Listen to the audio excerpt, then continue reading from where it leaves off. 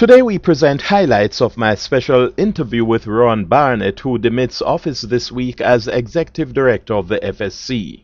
News broke late February that you're leaving the Financial Services Commission. Yes. You're demitting office, in fact, at the end of March. That's right. And I want to talk to you today about what you view as some of your major achievements, or some of the FSC's major achievement during your 3 years and 2 months tenure. Yes. At the FSC. Yes, yes, and thank you so much again for having me. The FSC, I think, has gone through quite an extraordinary period, along with the rest of Jamaica. When I first assumed this role, we were dealing with the fallout of the UFOs, the OLINs, the cash pluses, and we did an extraordinary job in working to see to it that the public was fully aware of the danger posed by those entities, and also, as best as we could, within the existing legislative framework in which we had to work, to try and take what enforcement action was available under the law to the organization. Immediately coming out of that, we then had to pivot and deal with the JDX, and Jamaica itself looking to restructure its own debt in order to facilitate a more prosperous trajectory for the economy.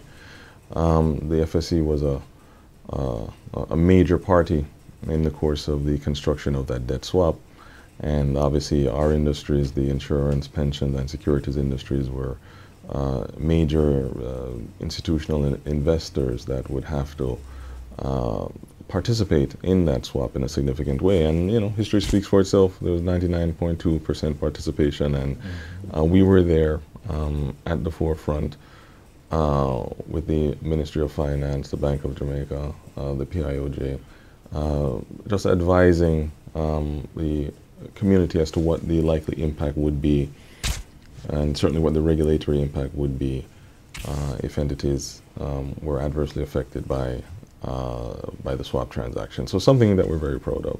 Jamaica's Debt Exchange program, or debt swap, was praised by no less an organization than the World Bank, and the FSC played a major role in ensuring stability during and after the swap. Ultimately, the debt exchange was really institutions that hold, and individuals for that matter, that hold domestic debt, agreeing to exchange the debt that they were holding for other debt instruments, typically of longer tenor and with lower interest rates. So that was the sharing of the pain, if you will. And obviously that bred a lot of concern, I would say particularly amongst the pensions industry, because the industry as a whole saw this what they perceived as an aggressive fall off in what the potential returns or the expected returns of their investment portfolio would be. And there's quite a strong lobby across all industries really dealing with the extent to which that posed a potential threat to their solvency. And as the regulator of those industries, our job is not only to regulate, but to also deal with issues that present systemic threats. So we had to actively engage the industries and identify for them how we saw the proposed debt exchange impacting their solvency. Also, what actions would be taken from a regulatory perspective if indeed there was a significant adverse impact that would cause companies to start to fail certain regulatory requirements, what type of actions we would take, whether or not we would exercise some forbearance, if we needed to intervene, how we would intervene. If you may recall that embedded in the resulting IMF program was a fund called FSSF, Financial Sector Support Fund.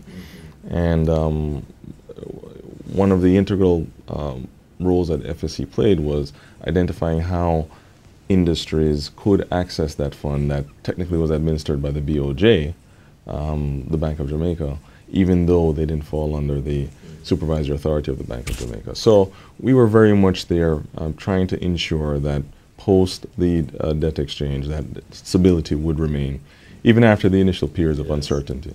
Barnett revealed that there was no evidence of capital flight arising from the debt exchange. None ever happened. None ever happened, and that's exactly the point. We're heartened by the extent to which people really, I think, bought into the notion of, this is about Jamaica, and we have to support our country. And frankly, in the context of the global environment at the time, you're better off, sort of betting on Jamaica than going outside and accepting all that external risk, because there are many other jurisdictions that were doing, when compared to Jamaica, much, much, much, much worse. So we were in many ways, our own worst critic.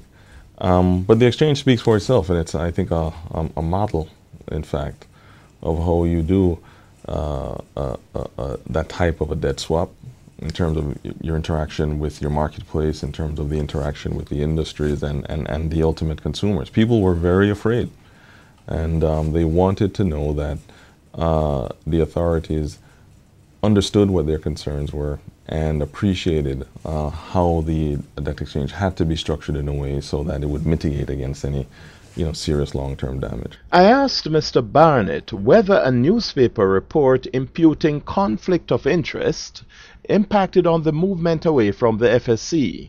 It was much ado about nothing, really. A company had approached me about participating, and I initially indicated that I was interested in doing so.